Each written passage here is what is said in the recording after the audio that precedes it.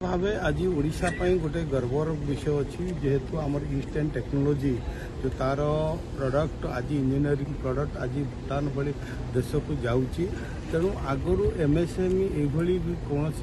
आगु जो करनला पदक्षेप नहीं नथिला आज विभिन्न सेक्टर इंजीनियरिंग आमर जो उत्कल कमर्स रही माध्यम आयोजित करा जायछि एवं भूटान को आज आमर इंजीनियरिंग प्रोडक्ट आज पठा जायछि। निश्चित भाव ओडिशा पई एक गौरव जेहेतु ये सरकार वर्तमान चिंता करुचंती एमएसएमई सेक्टर रे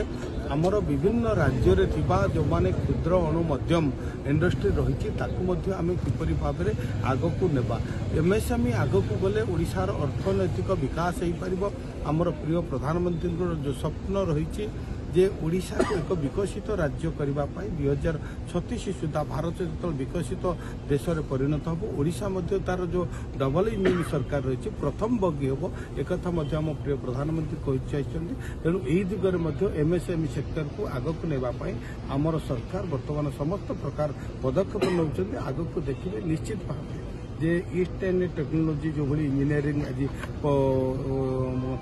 एक्सपोर्ट करी आगु अलग विभिन्न इंडस्ट्री मान पदक्षेप नेबाक जाऊँ।